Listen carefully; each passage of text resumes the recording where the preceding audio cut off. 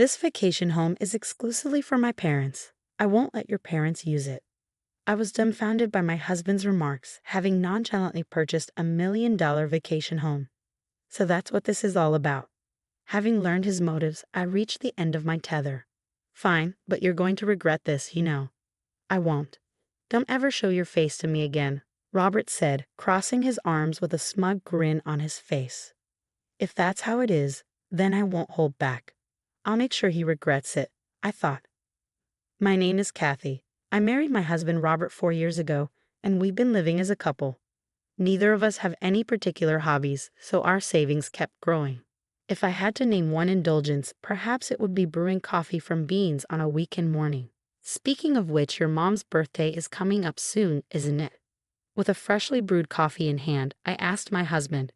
We were both in our mid-30s. Robert's parents turned 60 this year, a year ahead of my parents. "How about we give them a spa retreat as a gift for their birthdays? It'd be a nice memory, don't you think?" "A good idea, right?" When I suggested this, my husband agreed. "That might be a good idea. I'll ask my parents if they want anything specific. If not, we'll give them the spa retreat. It'll kill two birds with one stone." I did mean it like that. "I know, just joking. Next time I see my parents, I'll talk to them about it. Kathy, can you look up some good spas?" "Got it. How about we go on a trip too? It would be nice for a change." 2 weeks passed, and my mother-in-law's birthday was fast approaching. "Hey, we need to make a reservation soon. At this rate, we won't even make it for my father-in-law's birthday. Did you talk to your parents?" I asked hurriedly. In response, my husband answered leisurely, "Oh, did I not tell you? I've already asked their preferences, so it's fine. We don't need to book the spa retreat." "Is that so? Then it's okay, but what did they say they wanted?" Eager to choose the gift together, I asked, but my husband gave me a look that suggested he found it troublesome. "I'll handle everything. It's my parents' 60th birthday. You don't have to get involved, Kathy." I couldn't hide my surprise at Robert's words. He had never brushed me off like this before. "That's not a nice way to say it," I said, getting emotional. "Why won't you tell me? We've always chosen gifts together." Every year, we had decided on gifts for each other's parents together. So why suddenly, at a significant milestone like their 60th birthday, would he say something like this? I didn't understand my husband's thinking and was frustrated. I don't like to boast, but I'm generally a mild-mannered person. I rarely raise my voice, but my husband wouldn't change his mind. In the end, Robert wouldn't tell me what his parents wanted. Since then, there's been an uncomfortable atmosphere between us, and we only communicate about necessary matters. Even when we drink coffee brewed from beans, we remain silent. The day before my mother-in-law's birthday, my husband spoke to me for the first time in a while. "We're going out tomorrow to celebrate Mom's 60th birthday, so get ready, Kathy. We're staying overnight, so be prepared for that too." When he suddenly said we were going out, I panicked. "What? Where are we going?"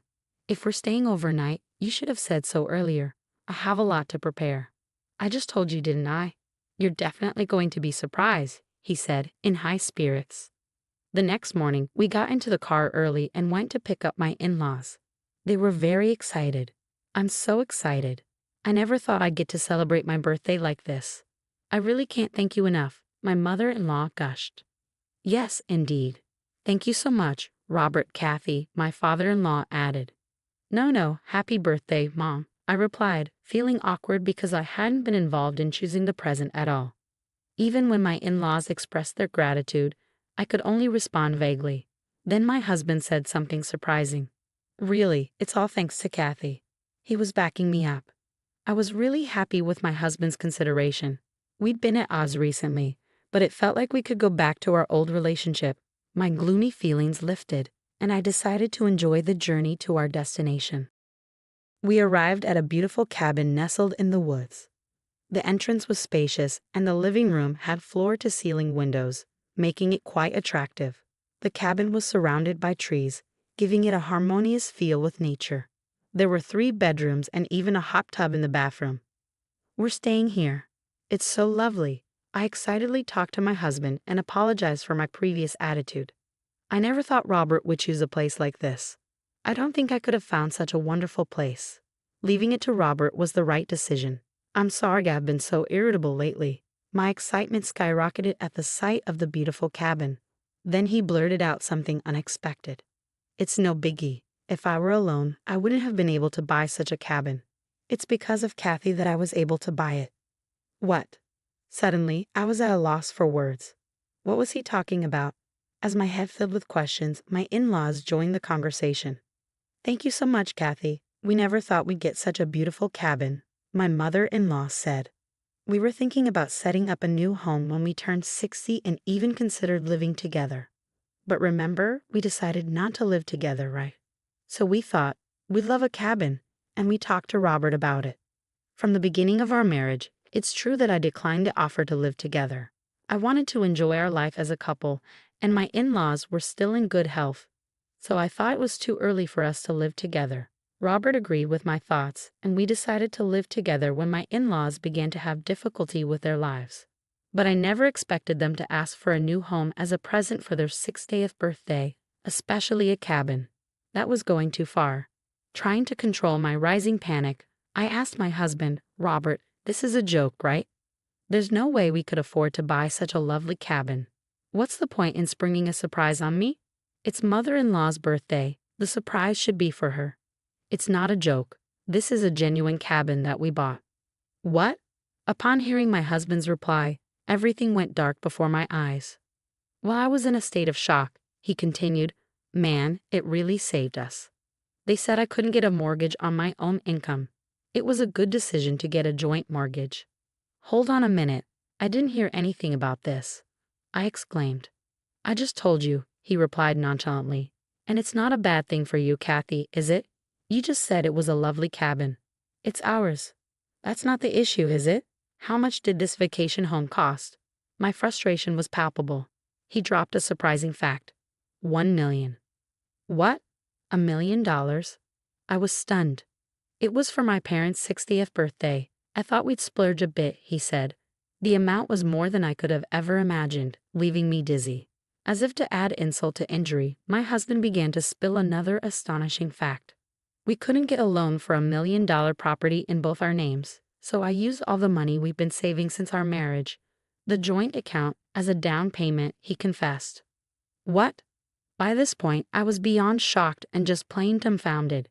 How could he be so selfish without even consulting me?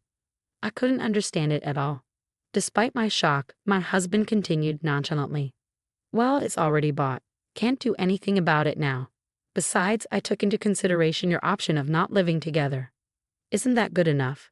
In this vacation home, we can do whatever we want. Our vacation times will be more fun, won't they?" His carefree attitude was nothing short of exasperating. But now that it had come to this, there was nothing we could do. Just as Robert said, this vacation home was indeed lovely, and our holiday enjoyment would increase. "Fine, it's already bought, so there's nothing to be done. But you could have at least consulted me," I muttered. At that, my husband brightened up and laughed. "That's more like it. I should have consulted you. I apologize. I wanted it to be a surprise for you too, Kathy. You're quite something, aren't you?" Without my knowledge, Robert had gotten a joint mortgage and used our joint savings, but luckily, we didn't have any big expenses coming up. I earned significantly more than Robert and had my own savings. Let's just accept it and think of it as a good purchase. Feeling resolved, I decided to enjoy the grand celebration for my mother-in-law's birthday party and a 2-day stay at the villa. Once home, I brewed a coffee and indulged in the memories of our villa stay. It was surprising, but the villa was really splendid. It had a wood-burning stove in the living room, which would be enjoyable in winter. Feeling happy, I spoke to Robert. "Hey, when are we going back to the villa? I want to get some new dishes for the villa." "Yeah, I'll check with my parents. Can't we go by ourselves?" "Well, the villa is technically in our names, but it was a present for my parents' 60th anniversary. It'd be wrong if they had plans, right?" I had a bad feeling. Even though it was in our names, I thought it might practically become my in-laws' property. I quickly suggested, "As it's our villa, we can invite my parents too, right?" "Yeah, if they're available," he answered non-committally. But he didn't refuse. That was a relief. The villa wouldn't become my in-laws' property, but that was too optimistic. For the past 6 months, I had not been allowed to stay at the villa once. I go there, but I can't stay overnight. I drop my in-laws off at the villa, prepare food, and then have to return home. The next day, I pick them up from the villa, clean up, and drive them back. It's been like this for 6 months. Despite my many complaints, Robert always had some excuse and sometimes even yelled at me. But today, I'm not giving up because soon it will be my parents' birthday. Hey, Robert, my father's birthday is in 2 months. We can invite them to the villa, right? It's our villa. I emphasized our villa and appealed to Robert. His reply was the same as always. If my parents don't have plans. That again, it's always the same. We haven't stayed at the villa once in the 6 months since we bought it. It's always your parents who get priority. It's our villa, we should be the priority. Plus, I'm also paying the mortgage and the down payment. My parents should be able to stay too. Today, I'm not backing down. I put my foot down more than usual. Robert frowned and replied, "Shut up. That vacation house is for my parents only. I won't let your parents use it." I suppose that was part of your plan all along, wasn't it? No wonder you bought the vacation house without telling me. The tolerance I had shown until now snapped in my heart, making a sound as if something had broken. I'll never forgive you. Don't think you can get away with such selfish behavior. I proposed the following to my husband. Fine, if that's how it is, I won't hold back any longer. Let's get a divorce. What the hell? You're such a petty woman. Well, whatever. I'm quite appreciated by my parents for buying that vacation home, and I'm sure my mom would do the housework. I won't get in trouble at all without you. Of course, if we're getting a divorce, I won't let you use that vacation house. Still okay with you? My husband had a triumphant look on his face, crossing his arms with satisfaction. I felt pathetic for falling for such a man's smooth talk, but it's too late to regret it now. All that's left is to get my revenge. I lowered my voice and put pressure on my husband. You sure you're not going to regret this? Like hell I will. Fine, it's settled then. Don't ever show up in front of me again. The next day, I filed for divorce. It was accepted without issue, and I decided to head back to my parents' house. The call from Robert to my parents' house came a few months later. When I answered the phone, he was in a panic. Is that you, Kathy? What do you want? We have nothing left to talk about, I replied coldly. In response, he shouted frantically, I tried to call your cell phone. Why didn't you pick up? Some person claiming to be your lawyer came to my house today. Hey, this is something you asked for, right? Can you explain it properly to me? What don't you understand? It's exactly as the lawyer said. Since we're divorced, I don't intend to pay the mortgage. If you don't comply, I'm considering selling the vacation house. That's all. But that vacation house is in both our names. Even if we're divorced, it's only natural for you to keep paying the mortgage, right? He pleaded, sounding desperate. I calmly replied, despite being in both our names, I'm not allowed to use it, right? So why do I have to keep paying the mortgage? That's what doesn't make sense to me. But it's a shared property. You should be the one paying. This is going nowhere. That's why I asked a lawyer. If you're going to insist on your point of view, I'm hanging up. If there's anything else, please contact my lawyer. I don't have time to talk to this unreasonable man. I have my own business to take care of. Hold on, wait up. I messed up. Let's use the vacation house alternately. Okay, that should be fine, right? You're saying keep paying the mortgage and I'll let you use it in turns. I have no attachments to that vacation house anymore.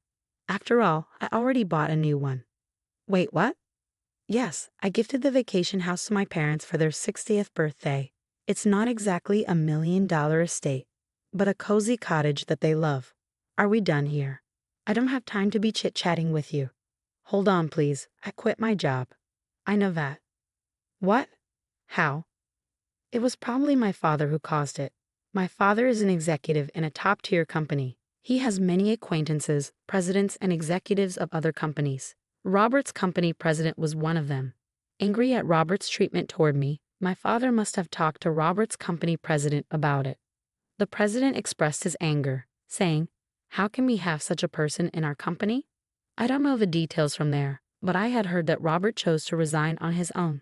I'm sure Robert's company president did something behind the scenes considering the future. Hey, help me out, Robert pleaded with a tear-choked voice.